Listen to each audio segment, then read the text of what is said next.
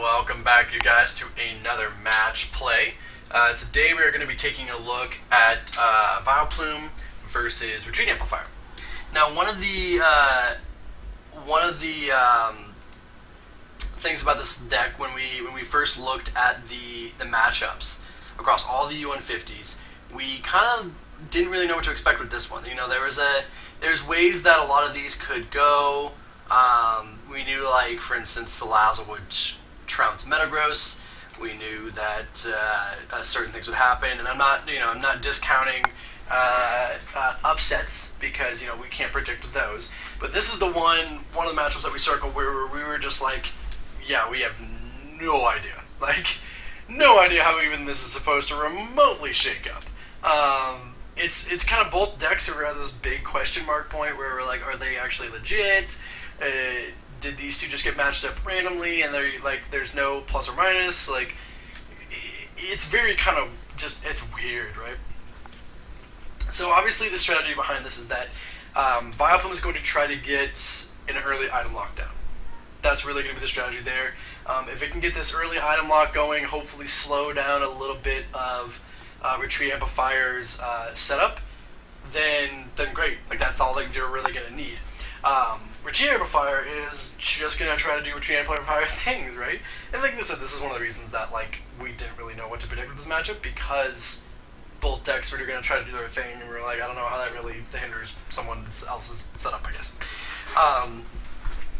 So it's really hard saying what we both should have gone for, or what necessarily the game plan was out of the gate. So I guess just keep that in mind, I guess. Who knows? But anyways, Grady does kind of have a slow start here. He does only Mallow, and he does an Ascension. He attaches and does an Ascension because he top decked the Trev, I believe is how it worked. And here's a play. I asked Grady if I could take back the Baltoy. I decided to go for the Lapras here because I think I can get the turn 1 knockout, which is what I do. So it's level ball for Lapras, for Karina, for the Baltoy, for the Muscle Band, and then the attachment here. So I was able to get a turn 2 KO, which is super, super big, and then Grady just throws down that Trevenant in frustration. He says, look, I had it in my hand, I couldn't do anything. Grady has the Forest and the Oak as a response. I think this is, that's obviously what he wants to do. He would have really rather probably preferred the Broken Time Space to get some extra setup Pokemon in the bank. But he wasn't able to get that. The Forest was the only thing. That's what he had in his hand, so.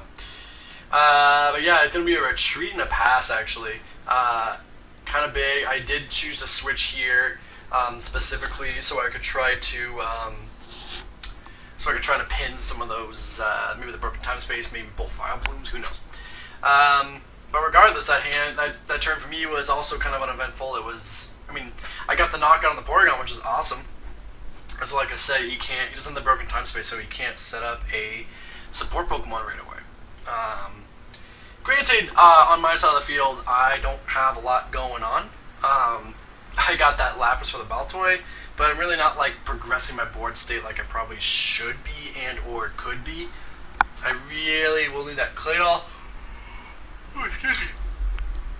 Do that Claydol soon. I need a Porygon, at least a Porygon on the bench, so I'd hopefully get that as a retaliation. And I have no backup attackers, no nothing. So, as good a start as I had, where turn 3 I have 2 prizes already taken. Still not great. Grady's not doing great either. It's weird. We both have a weirdly really bad setup, but I'm 2 prizes ahead. I think if those 2 prizes weren't ahead and we were both in the same sort of board state right here, I'd be really scared. But yeah. Taking a look at what else we can do here. This Oak finally finds that Porygon that I wanted. But still no Baltoy, and still no setup anywhere. So I'm going to use its second attack. What it does is add 10 damage to every Pokemon on your opponent's of the field for every retreat in that Pokemon's retreat cost. So if you have some retreat amplifiers going, that thing can actually spread a lot of damage really quickly. 30, 40, maybe even 50 damage if you have enough retreat amps going on, and that's what makes this deck a little bit better. That's what makes this deck click, I should say. I want to say better, because it's not better than a lot of things. This deck kind of, it's interesting. So yeah, not a lot of setup on my side. Grady still is set up. He's got the opportunity here. He has the download. He has the Baltoy. Oh my gosh. I shouldn't record videos when I'm tired. I'm just going to yawn this entire video, so I apologize. But, looking at my side of the field, Bebe's finally going to get that Claydol out. I think that's what I go for. I don't see any reasons to get Porygon there. We're going to have to see what a Porygon's into. Not Porygon. Claydol's into. I'm going to need some sort of retreat amp, right? I'm going for that Alolan Muck. I'm going for that Ariados. And if you notice, I actually Claydol into the 1-1 line, and I can evolve it because of Forest. How crazy is that? So, it's just extra damage that I can spread, and after 2 turns of spread, it's already starting to look really dicey for Grady. I need to hit one more. If I can hit like a retreat amp of some sort, one more, I will take the knockout on both Porygon and Claydol next turn if he can't get a KO. If I don't hit the retreat amp, I can still take the knockout on Porygon, because it is 2 retreat, 70 HP, so it will be knocked out by the Ferrothorn. Lysander is the desperation play here. Twins and a Lysander as the 2 targets, and 20 with no shuffle.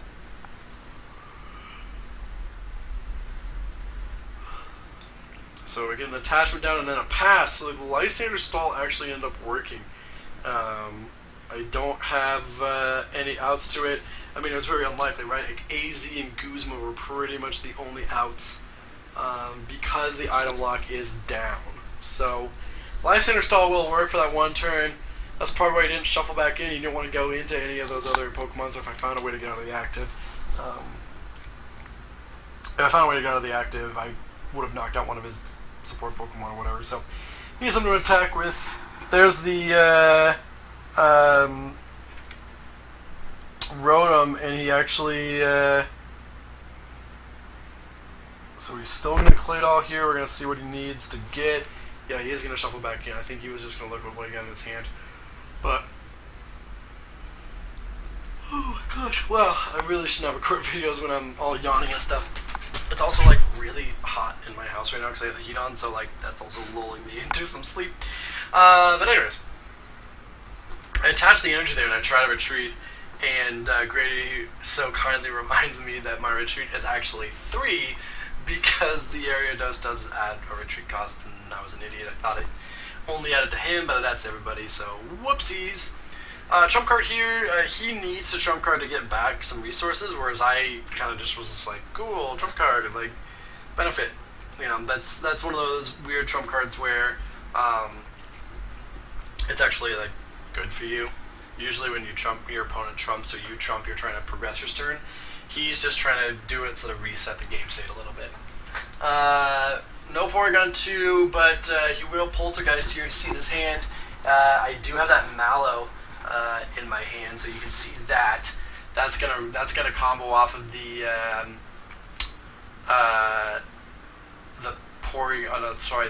the Claydol really well. Sorry, the Teammates and the Mallow. The Teammates is probably gonna grab Porygon 2, and hard telling what the other card might be. It might be the Stadium, the Team Aqua's base, so we're going to knock out on both Claydol and on Porygon. And it also might be... See, yep, there is a Stadium. Yeah, it is a Stadium in the Porygon too. I just see the Stadium in my hand. So now it could be a download for a Mallow, but what I really need here... what I could grab, and what I should probably go for, I think, is a Super Energy Removal and the other Baltoy. No, sorry, not Baltoy. Bronzong. Bronzong PHF. To accelerate the energy from the discard pile and then Super Energy Remove it. Or Super Energy Removal and Accelerate, actually, I think that would rather be, because I don't have a Metal Energy in my discard pile. So it would be a Super Energy Removal onto the Ferrothorn and then accelerate it back in, probably.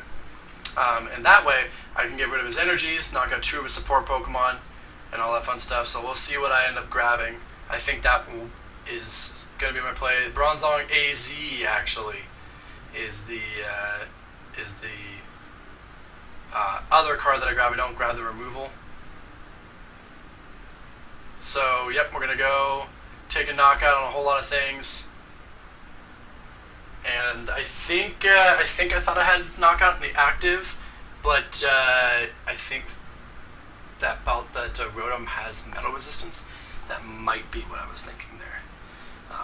I'm going to double check that real fast on my other screen. Because if that was the case, if I had thought Rotom was going to knock out, then that's a reason why I didn't grab the energy removal. Rotom, I don't even know what set that's from. I think it's a POP. Don't you agree? Haha, that rhymed. I believe it is. Let's see. I gotta scroll down and see. We go type shift. No, it's resistance to colorless. So,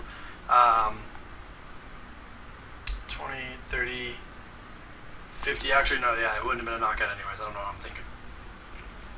So, yeah, maybe. So, the AZ, I guess, is just. Maybe he's gonna Lysander stall me. Maybe that's why I go AZ there. Instead of the super energy removal. Oh, duh. I can't play the super energy removal anyways, because of freaking Vileplume. Duh. Wow. That's special.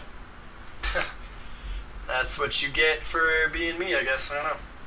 So, anyways, Grady does get the broken time space here. That's gonna help him hopefully set back up. Looking through some stuff here. He is just going to hit me for not knockout. So he only gets the 2 there. 50 damage down. Let's see what I can get. There's an energy, a Frillish. Not items. That's the good thing, right? I didn't draw items. Like, I could have thrown caution. I mean, I kind of threw caution to the wind there. It was just like, oh yeah, there's no way that I have too many items in my hand next turn. But if I had gotten the Jellicent, I would have knocked out the Porygon as well, actually. So, Grady kind of lucked out there that I didn't hit the Jellicent. If I had, gosh. That would have knocked out the Porygon and the... actually, that would have swept him, right? Because that would have swept him. Had I got the Jellicent. Because he's, all those HP has 10 left. So, his game is nearing a conclusion, if you couldn't tell. He's taken 1 prize off of the Lapras that he Lysander stalled. But the ability to knock out multiple Pokemon with this spread attack has been kind of the reason here. Grady does take a knockout, going down to 6 prizes. I'm still item locked. However, I need... I have this Bronzong break play to knock out multiple Pokemon here, and I think that's what we're gonna kind of go for. It's really it. I don't want to try to set up another Pokemon under item lock. It's difficult. So Grady's finally set up, and I think if I miss knockout here or miss something, then Grady's in a good position because he has his main attacker out and item lock up. So if I'm able to get some damage down, I don't know what that was about where I did less damage. I don't know, 10 less damage? I guess I miscalculated, I guess, the turn before with the, I thought not having the stadium out. I should probably pay attention to the game. But anyways, like I said, the Bronzong break play, it does come down. So, I'm only taking 2 knockouts here. I missed the metal. I need a metal attachment is what I need. But just the 2. Take the Porygon and the Vileplume, going down to 1 prize left, but very poor board position, to be honest. Grady is going to be able to...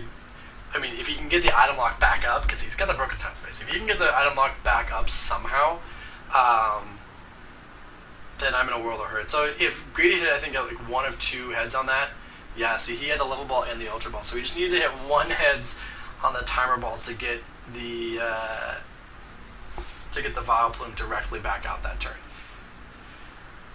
So going to Gloom instead. Draw some cards here. Sorry, you play the Brimies on the Uxies to draw more cards. He does manage to get the break. Not seeing a Vileplume. Floatstone going on the Vileplume. There it is, actually. We're just double checking to make sure that it doesn't do 20 damage to everything. But it is Trevenant's place damage counters, not deal damage, so it doesn't even affect it anyways. So it is going to be 30 to everything. It is kind of scary here. What do I do? I'm staring on this Trevenant break. He's going to be able to maybe just sweep my board with the break. It's starting to get actually really sketchy all of a sudden. I don't have a backup attacker, and I'm item locked. Colress is going to be my best draw supporter at 6. Like, ooh. Starting to look real sketchy. Starting to draw some stuff here. I play a double rainbow, and that's kind of what I'm going to need to hit. Double rainbow does count for Bronzong, because it doesn't say basic metal energies, it only says metal energies. So, and Bronzong is not an EX, so double rainbow does work, and I think that's what we're going to need to hit. And this is also a reason that I think Scramble Energy might be a good consideration in all decks that play Bronzong Break, just because it is a 90 snipe for 1 energy. Sounds pretty good. So, I guess consider that in your Bronzong Break decks. But anyways, we get another Beldum out, we get an upper energy. Oh, already attached return. So it is just going to be a pass. He's going to read what the Beldum does.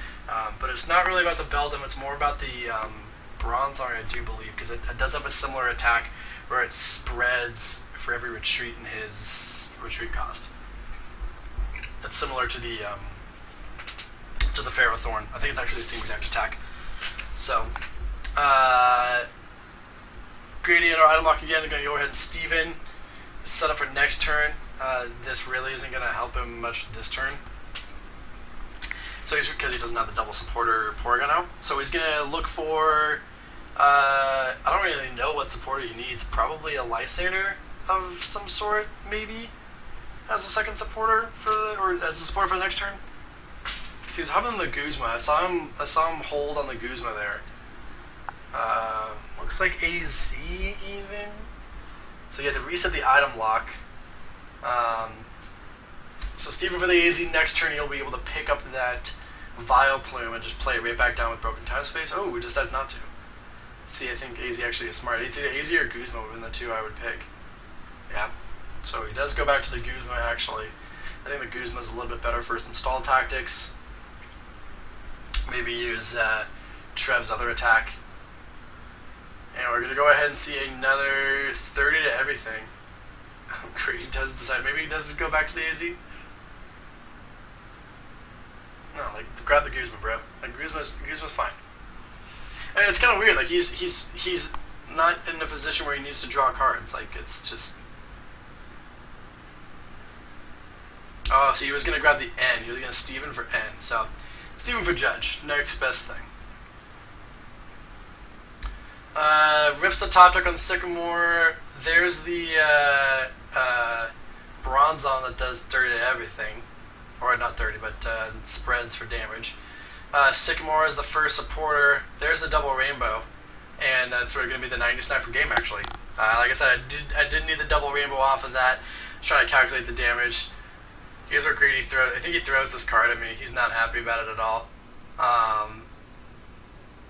So, yep, there he throws it at me. He was not happy about that game there. Probably should have commented that one with Grady because yeah, it was kind of a good finish there. But anyways, a game that was not expected to go as close as it was, but a good game nevertheless. So, yep, thanks for watching, guys.